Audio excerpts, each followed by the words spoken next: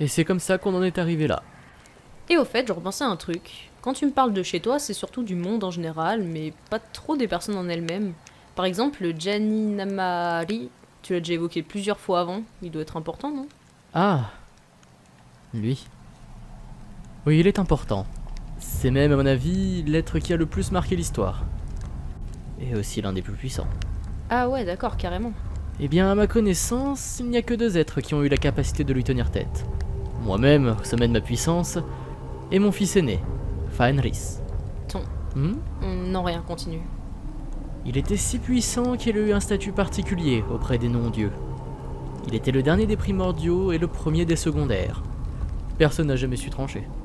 Comment ça, le dernier des primordiaux et le premier des secondaires? Eh bien, le Janinamari est pour certains le dernier des dieux primordiaux, que je t'ai déjà présenté. Mais pour d'autres, il est le premier des dieux secondaires, dont je te parlerai une prochaine fois. Mais c'est également un être aussi mystérieux que fort. On ne connaît ni son nom, ni d'où il vient, ni même ce qu'il est. Ah ouais, vous saviez juste qu'il était là, quoi.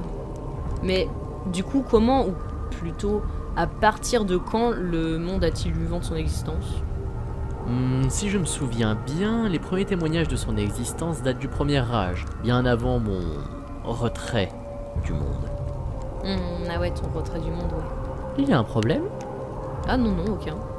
Bref, il a ensuite influencé une très grande partie de l'histoire des Varden. Que ce soit directement, avec la Grande Purge et son rôle déterminant dans la déchéance de Roku par exemple, ou dans l'ombre. Ce qui a le plus souvent été le cas d'ailleurs. Mais enfin, pour les mortels, il est leur dieu protecteur, un être non divin qui a pu accéder aux Denku de son vivant et qui est capable de les comprendre. Pour les autres dieux, c'est, disons, différent. Pour certains qui lui vouent une dévotion sans faille, il est la manifestation même de la volonté de l'univers, rien que ça. Pour d'autres, moins fanatiques, c'est juste un être supérieur dont nous ne pouvons pas comprendre les objectifs.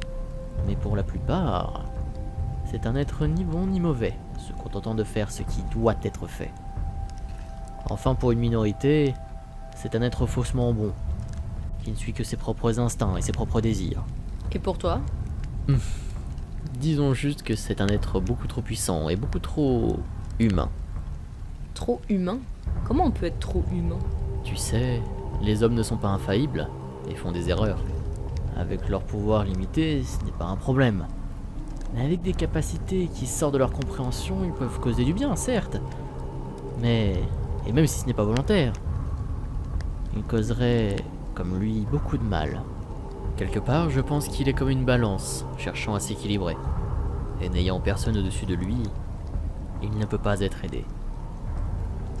Quelque part, j'ai une certaine pitié pour lui. Même si il est en partie la cause de la mort de mon monde et de ma femme. Comment il peut être responsable de la mort du monde? Il l'a détruit, simplement, en luttant contre Fenris, que j'étais moi-même venu arrêter. Je n'étais plus de taille. Le monde et moi avions fait notre temps. Et il est venu jusqu'ici?